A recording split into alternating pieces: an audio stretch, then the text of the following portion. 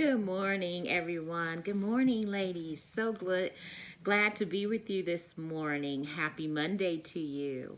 I am Ida Johnson with Purposeful Living, and it is a joy to come before you this morning just to share some of my thoughts, some things I've been considering and pondering and taking care of the last few weeks, I'd say. So at the beginning of the year, which we're so thankful that we are in a new year, and some of us may have made goals, and like we typically do for in a new year, but some of us may have really made some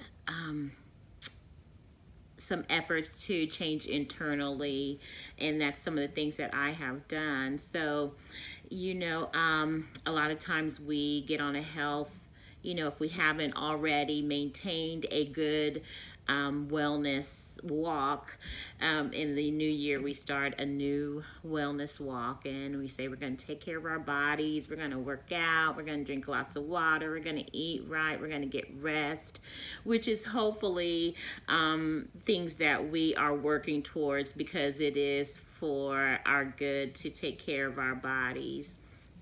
But in addition to taking care of our bodies, it's also important that we take care of our minds and our spirits, our souls. It's important to care for our heart. And it is just important to care for our heart as it is to care for our physical bodies. 3 John chapter 1 verse 2 says, "Beloved," or dear friend, "I pray that you may enjoy good health and that all may go well with you, even as your soul is getting along well." In the King James Version, it says, "Beloved."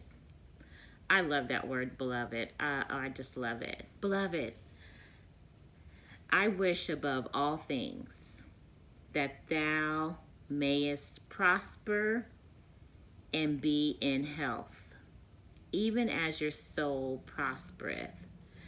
So while we are working on our physical bodies, I am taking inventory of this old heart of mine. And the other day, I sat down with myself. I allowed my mind to visit the 8-year-old self. We did an exercise in one of our purposeful living groups, and it just really got me thinking about forgiving. We concentrate on forgiving others, but do we forgive ourselves? So I took and I went and I sat with the little 8-year-old girl in me, and I held her hand per se and told her it was okay, that she was scared and that she couldn't tell people what was happening to her, and that she was inverted and stayed in her room all the time and sat in corners, read books, and didn't talk much. And then I sat with the teenager in me, the teenage rebellious girl who had so much hurt bottled down inside of her from the different things that had gone on in her life throughout her early years. And I sat with her and I told her, you're forgiven, you're loved, you were always loved, even though at that time I felt unlovable because I was so rebellious because of the pain I was feeling inside. Then I sat with that young 18-year-old mother that I was. I had no idea, and I let her know, you had no idea what you were doing. You had no idea of what all motherhood included. You had no idea what life had led you to this point, and it's okay. It's okay that you didn't get everything right. I sat with that young wife, and I let her know all is forgiven. You were a young mother. You didn't know all the answers. You still don't know all the answers. But I allowed myself to take inventory through those years in my life where I felt the greatest pain, where I felt the greatest rejection, the greatest shame, guilt, fear. And I allowed myself to sit with myself during those certain periods and really forgive who Ida was then.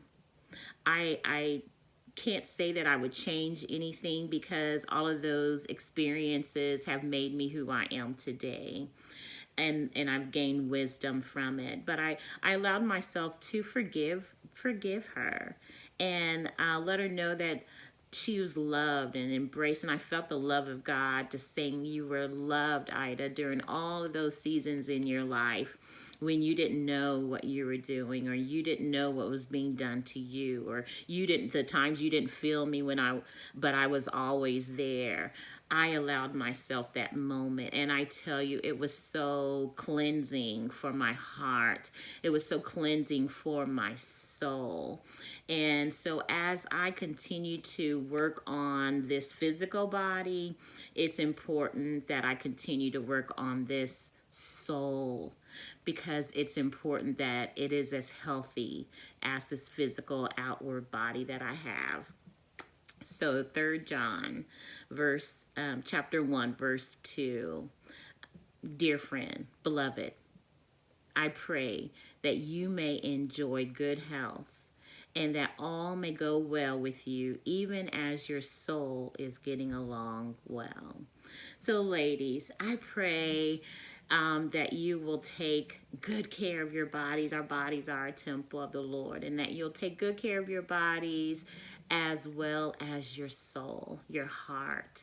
Take care of your heart, guard it, and take good care of it, and cleanse it when it needs to be cleansed. Forgive, love, and forgive yourself. Forgive yourself. You did the best you knew. You did the best that you knew how to do during the time you had to do it. So forgive yourself, because God has. So ladies, we love you so much, and we thank God for you, and we pray that your day and your week is amazing, and that you may want to sit down with yourself as I did and cleanse your soul, cleanse your heart. I tell you, it's a wonderful thing. God bless you. Have a great day.